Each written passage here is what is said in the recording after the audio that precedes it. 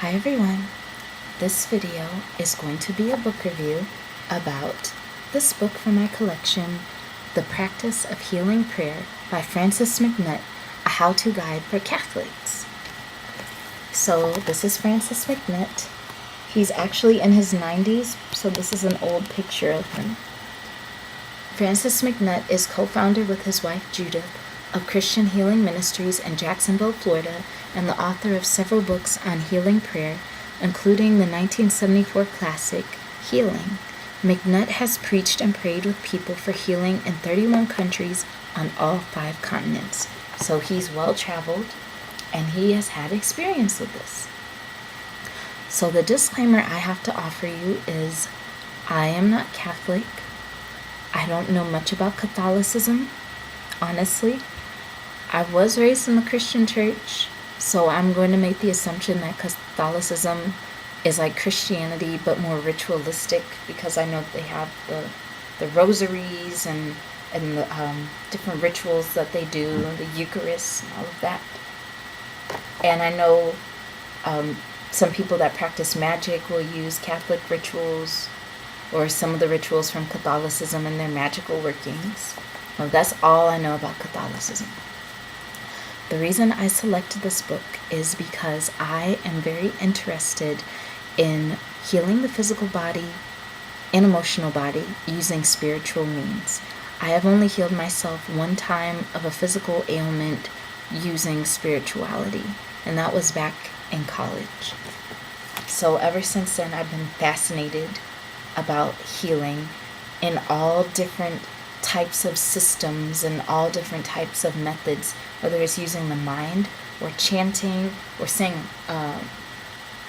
laying on of hands and all of that. I just want to learn about it. So anyway, Francis McNutt, he has 6 chapters in this book, and I'm going to go through some of the chapters with you and tell you what my thoughts were. So he says, why we pray for the sick. That's chapter 1. And he talks about how it is our duty. Well, I'm not saying our like Christians, Catholics, but I guess if you're a Christian or a Catholic, I guess our is you. So it is the duty of a Christian and a Catholic to go out and heal the sick and take care of them. It is their scriptural duty to heal the sick. I mean, when I read that part, my mind was blown, because I had been discussing this with somebody recently about all of the churches I had visited, because I like to church hop and just visit different types of churches. And what I noticed was that a lot of churches didn't do any type of healings. They didn't do laying on of hands. They didn't do anything with oils. Nobody came out just feeling A-okay. Like, I just thought that was strange.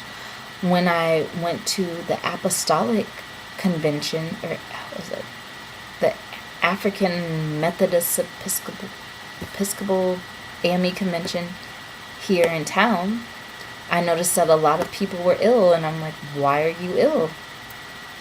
Are you not following your biblical diet? Like, why haven't you told this illness to go away? Why aren't you healing each other? Why are all of you suffering? And I feel it's just interesting, because the movement of Christianity grew primarily because of all of the healings that occurred with people. The same thing with the New Thought movement. The same thing with people practicing Qilao Qigong. It grew because people were seeing results. A lot of people say, oh, Christianity grew because Jesus' message was so powerful. I'm like, yeah, that too, but it was mostly because I have leprosy. You just cured my leprosy. I'm going to follow you wherever you go, because I'm not suffering anymore. I'm not unclean. I mean, for real. That's like, if you want to get to the nitty-gritty of it, that's the main reason why his ministry grew. Same with the New Thought movement. New Thought movement, people were looking for every type of option that they could use to get healing, and then they found one method that worked, and then they were dedicated to the movement. That's how it starts. So if you do not do this, you are not doing your scriptural duty. A lot of the reasons that Christians and Catholics do not pray for the sick or attempt to heal the sick is because they feel they do not have the ability to do so. They also are like, well, I'm not a saint, I'm not a priest, I'm not a nun. It used to be back in the day, or in ancient times, any Christian could heal. Any Christian could perform a healing miracle. But as time went on, and it got more into the hands of the elite and people in power, they're like, no, only this person, only this designated person can heal you. Only this designated rich person can do this. You are just a regular person. You can't do this. And so when you tell people you can't do something on a massive scale, it causes people to lose their power, so they're not about to even attempt to do any of this stuff.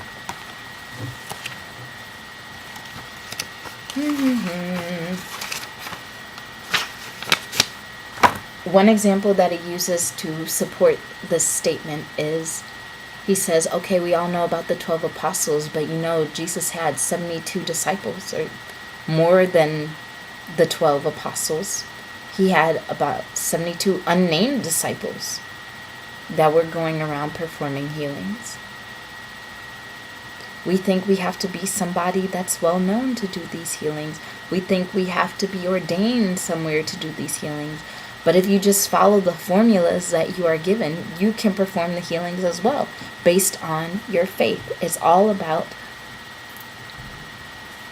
the power of your faith. If you have enough faith, you can do this. You can do this. If you have enough faith and follow the formulas, you can perform the healings as well. That's why I told somebody I've never met a real Christian, for real. I've really never met a real Christian. I've gone on the street, I haven't seen Christians clothing the poor. I've gone to the hospitals, I've only seen a handful of Christians in the hospital praying for people. But I haven't seen somebody running down the street saying they were healed. I haven't seen somebody running out of a church saying, I'm cured of my blindness. Look, I don't need a cane anymore. I haven't seen any of that.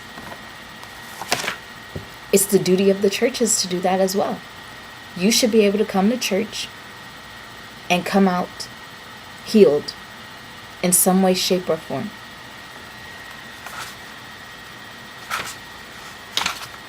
I don't have enough faith. I'm just scrolling through this. He talks about how to pray for healing. And there's two methods. The word, which is the prayer that we say, and the touch, the laying on of hands. With the word, we have to be specific. So if I say I need a healing of my teeth, that's grand and all. But if I say, I need my teeth to regenerate themselves, I need all of my cavities to be filled right now in the name of Jehovah, or the name of Jesus, or the name of Yeshua, or something. I need this particular thing, this specific thing to happen to my physical body, to my emotional body, for this specific healing. But you don't want to just be generic. You want to be specific. And also laying on your hand. Laying your hands on the area that has the malady. That helps as well. Just think of your hand. Your hand is made out of energy. It's been shown that we can share energy with each other. So I don't see why you can't just lay your hand on the area and it be healed. If there's energy coming from your hand, if your hand's made out of energy, then you should be able to use energy to transform energy. Actually, this chapter reminded me a lot of magic. For real. It reminded me of magic, and it also reminded me of Qigong, when you make the energy ball for healing, you focus and you just have the ball, and then you place it over the area that needs the healing.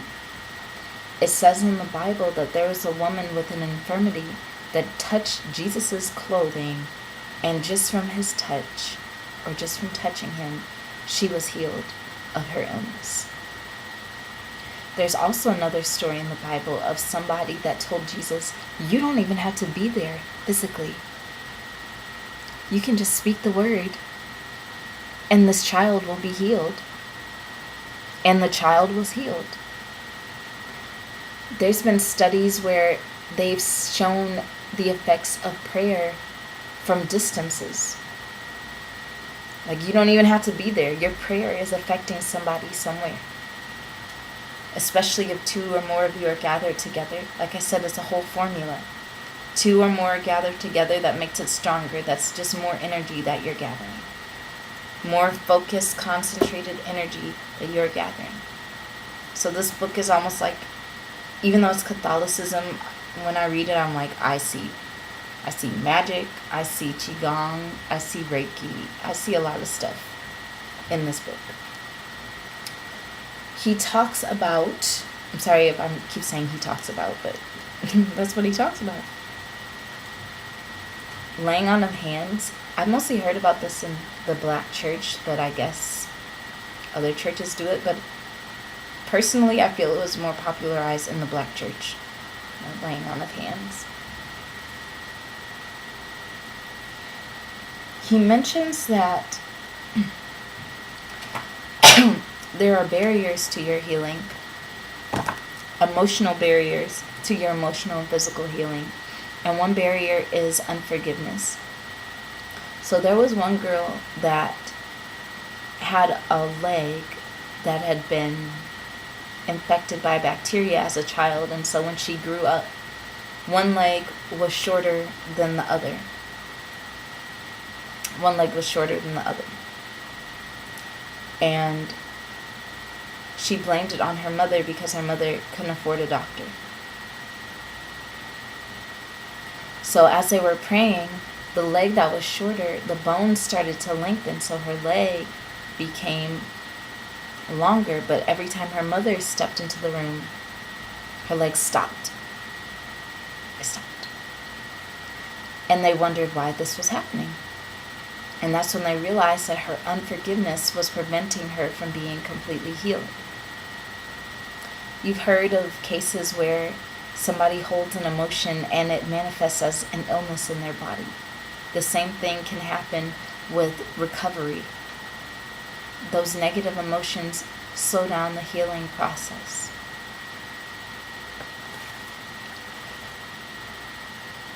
There's a chapter where he mentions the healing effects of the sacraments and the sacramentals. Now, like I said, I'm not Catholic, so I'm just going to assume that this is talking about oil. I have only seen one church that used a healing oil. One Nigerian church. They had the healing oil on the altar, and whenever the pastor was preaching and people were like putting their hands towards it, they were sending healing energy towards the oil, which strengthened the power of the oil. And he would use it at the end of service to anoint the people, of all of their illnesses and everything that they were going through. And it didn't matter if they weren't instantaneously healed, because eventually you will be healed. The author mentions that it took 6 years for his daughter to be healed of her asthma. Somebody else, it took 6 months for them to be completely healed of whatever their malady was. But some people are healed instantaneously, and that's just how it happens. But yeah, I have to read this book again. I want to use some of the methods that I learned in this book. I feel, even though I haven't read this one, I've only read a few pages of this one, I feel like this one is maybe a condensed version of this one. So yes, that is all I have to say about this book. I recommend this book. And he is an excellent writer, very concise, simplified writing, inspirational. I give him a thumbs up. So thank you for watching this video and have a beautiful day. Bye bye.